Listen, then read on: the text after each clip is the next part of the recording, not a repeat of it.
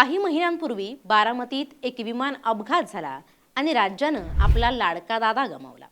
त्याच अजित पवारांकडे जे अर्थ खातं होतं ते अर्थ खातं काही काळ मुख्यमंत्र्यांकडे राहिलं।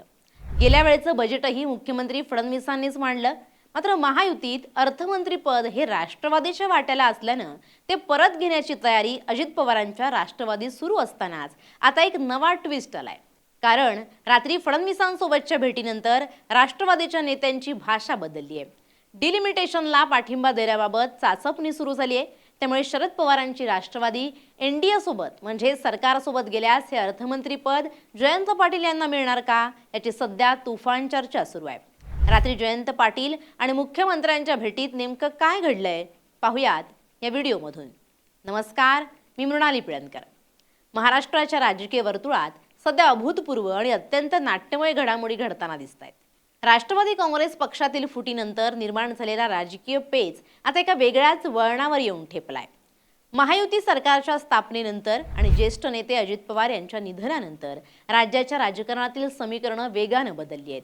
यातच आता शरद पवार यांच्या नेतृत्वाखालील राष्ट्रवादी काँग्रेस पक्ष म्हणजेच राष्ट्रवादी काँग्रेस शरदचंद्र पवार हा गट भाजप प्रणित राष्ट्रीय लोकशाही आघाडीत म्हणजेच एनडीए मध्ये सामील होणार असल्याच्या चर्चांना उधाण आलंय। या संभाव्य राजकीय पुनर्रचनेमुळे राज्यातील दोन्ही राष्ट्रवादी काँग्रेस पक्षामध्ये सत्ता आणि विशेषतः अत्यंत महत्त्वाच्या मानल्या जाणाऱ्या अर्थ खात्यासाठी पडद्यामागे जोरदार रस्सीखेच सुरू झाली आहे। जर शरद पवार यांनी एनडीएमध्ये जाण्याचा ऐतिहासिक निर्णय घेतला तर राज्याचं अर्थमंत्री पद शरद पवार गटाचे प्रदेशाध्यक्ष आणि ज्येष्ठ नेते जयंत पाटील यांच्याकडे सोपवलं जाण्याची दाट शक्यता वर्तवली जाते।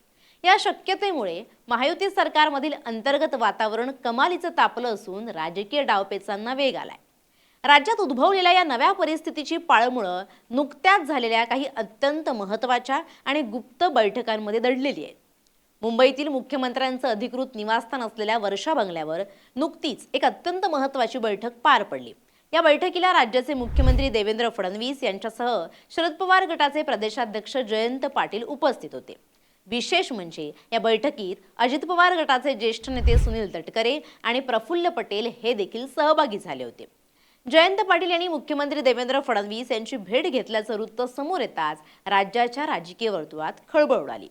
या भेटीनंतर प्रसारमाध्यमांमध्ये आणि राजकीय गोटात विविध तर्कवितर्क लढवले जाऊ लागले। जरी जयंत पाटील यांनी ही भेट केवळ त्यांच्या इस्लामपूर मतदारसंघातील प्रलंबित विकास कामांच्या संदर्भातील आणि काही स्थानिक शासकीय विषयांवर चर्चा करण्यासाठी होती असा दावा करून हा वाद शांत करण्याचा प्रयत्न केला असला तरी राजकीय विश्लेषकांच्या मते ही भेट केवळ साधी आणि सदिच्छा भेट नव्हती। या भेटीमागे राज्यातील सत्तेचं नवं समीकरण आणि शरद पवार गटाच्या एनडीए सोबत जाण्याच्या हालचाली दडलेल्या असल्याचं बोललं जातंय। या संपूर्ण घडामोडींमागे शरद पवार गटातील आमदारांचा असलेला प्रचंड दबाव कारणीभूत असल्याचं सांगितलं जातंय। विधान भवनात जयंत पाटील यांच्या अध्यक्षतेखाली शरद पवार गटाच्या आमदारांची एक अत्यंत महत्त्वाची आणि खलबतांची बैठक पार पडली। या बैठकीत पक्षाच्या भवितव्याबाबत आणि आगामी विधानसभा निवडणुकांच्या पार्श्वभूमीवर सविस्तर चर्चा झाली। अत्यंत विश्वसनीय सूत्रांकडून मिळालेल्या माहितीनुसार शरद पवार गटाकडे असलेल्या एकूण 10 आमदारांपैकी तब्बल 9 आमदारांनी भाजप प्रणित एनडीए सोबत जाण्याचा पर्याय अत्यंत योग्य आणि फायदेशीर असल्याचा सूर लावलाय। या आमदारांचं म्हणणं आहे की विरोधी बाकांवर राहिल्यामुळे त्यांच्या मतदारसंघातील विकास कामं पूर्णपणे ठप्प झाली आहेत। निधीअभावी अनेक महत्त्वाचे प्रकल्प रखडले आहेत आणि याचा थेट फटका आगामी निवडणुकांमध्ये बसू शकतो। जर पक्ष सत्तेत सामील झाला तर मतदारसंघातील कामांना गती देता येईल आणि जनतेला दिलेली आश्वासनं पूर्ण करता येतील। या 9 आमदारांनी जयंत पाटील यांच्यावर स्पष्टपणे दबाव टाकलाय की त्यांनी शरद पवार आणि खासदार सुप्रिया सुळे यांच्याशी चर्चा करून पक्षाला महायुती सरकारमध्ये सामील करून घेण्यासाठी पावलं उचलावीत। आमदारांचा हा पवित्रा पाहता जयंत पाटील यांनीही या आमदारांच्या भावना ज्येष्ठ नेते शरद पवार यांच्या कानावर घालण्याचं आणि अंतिम निर्णय शरद पवारांवरच सोडण्याचं आश्वासन दिले। मी हॉलमध्ये बसलेलो, ते स्वतः तिथं बराच वेळाने आले आणि ते म्हटले की मला माझ्याकडं जरा मीटिंग चालू आहे, मला आता थोडी गडबड आहे जयंतराव, काय आहे? तर मी त्यांना सांगितलं तर ते म्हटले मला माहीत नाही, मी जरा माहिती घेतो आणि तुम्हाला 1-2 दिवसात सांगतो काय स्टेटस आहे ते। मी म्हटलं आता स्टेटस म्हणजे काय, अपात्र ठरलेले आहेत, त्यात आम्ही अपील करणार आहे।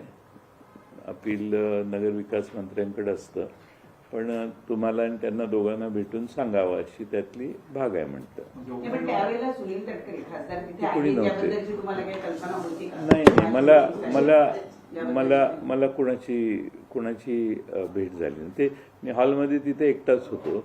बराच वेळ चहा घेतला मी आणि बराच वेळाने ते बाहेर आले.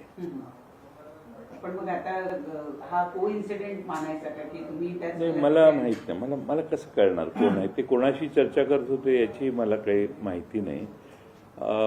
मी घरी आल्यानंतर फुटबॉलची मॅच बघत बसलो होतो. त्या दरम्यान मधल्या काळात मला बरेच मेसेज आले की टी व्हीवर अशा बातम्या चालू आहेत.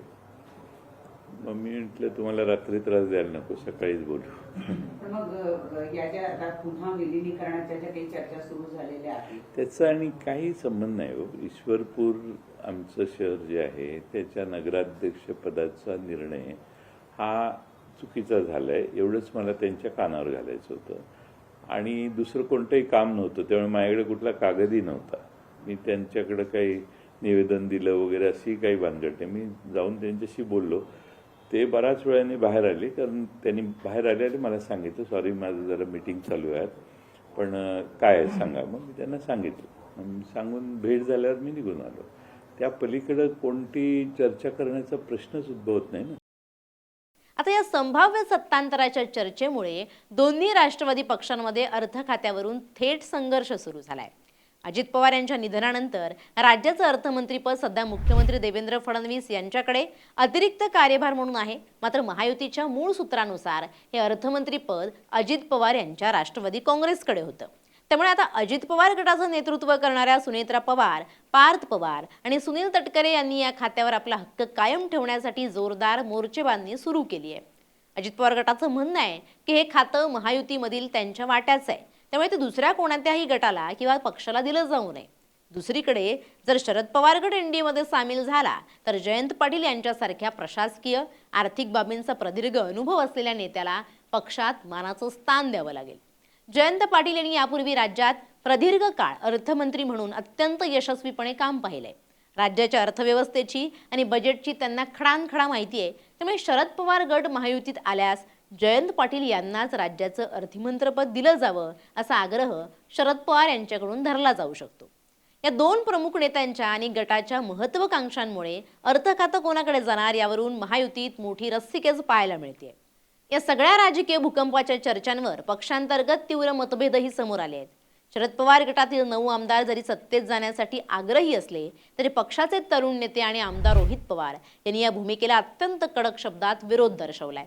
रोहित पवार हे कोणत्याही परिस्थितीत भाजप किंवा एनडीए सोबत जाण्याच्या विचाराच्या विरोधात आहेत. त्यांनी या संपूर्ण प्रक्रियेपासून स्वतःला पूर्णपणे अलिप्त ठेवलंय.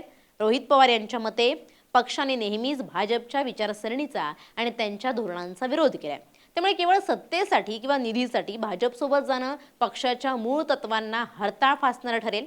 रोहित पवार यांच्या ठाम विरोधामुळे शरद पवार गटात 2 स्पष्ट गट पडल्याचं चित्र निर्माण झालंय. एका बाजूला सत्तेची आणि निधीची गरज असलेले 9 आमदार आहेत, दुसऱ्या बाजूला पक्षाच्या मूळ विचारसरणीशी प्रामाणिक राहू इच्छिणारे रोहित पवार आहेत. या अंतर्गत संघर्षामुळे शरद पवार यांच्यासमोर पेच आता अधिक वाढलाय. या सर्व उलटसुलट चर्चा आणि राजकीय तर्कवितर्कांवर राज्याचे मुख्यमंत्री फडणवीस यांनी अत्यंत महत्त्वाची भूमिका मांडली आहे. वर्षा बंगल्यावरील बैठकीनंतर आणि जयंत पाटील यांच्या सत्तेतील सहभागाच्या चर्चांवर पडदा टाकण्याचा प्रयत्न मुख्यमंत्र्यांनी केलाय. प्रसारमाध्यमांशी बोलताना फडणवीस यांनी या सर्व बातम्यांचं पूर्णपणे खंडन केलंय. त्यांनी स्पष्ट केलंय की महाराष्ट्राच्या राजकारणात एनडीए सोबत कोणताही नवीन पक्ष किंवा गट येणार नाही. सध्या महायुतीमध्ये जे पक्ष एकत्र काम करतायत तेच पुढे एकत्र राहतील आणि सरकार चालवतील. राजकीय वर्तुळात संभ्रम निर्माण करण्यासाठी अशा प्रकारच्या बातम्या पसरवल्या जात आहेत असा त्यांचा आरोप आहे. तरी पडद्यामागील घडामोडी पूर्णपणे थांबलेल्या नाहीयेत असंच राजकीय जाणकारांचं मत आहे. महाराष्ट्राचं राजकारण सध्या अत्यंत अस्थिर आणि अनपेक्षित वळणावर येऊन ठेपलंय. दोन्ही राष्ट्रवादी पक्षांमधील अर्थ खात्याची लढाई आणि शरद पवार गटातील 9 आमदारांनी महायुतीसोबत जाण्यासाठी लावलेला जोर यामुळे भविष्यात राज्यात आणखी एक मोठा राजकीय भूकंप होण्याची शक्यता नाकारता येत नाहीये. जयंत पाटील यांच्याकडे अर्थमंत्रीपद जाणार की अजित पवार गट आपलं वर्चस्व कायम राखण्यात यशस्वी ठरणार हे येणारा काळच ठरवेल. तुर्तास सर्वच पक्षांचे नेते अत्यंत सावध पवित्रा घेऊन आपल्या पुढील चाली खेळत आहेत. Bureau report, LS Marathi.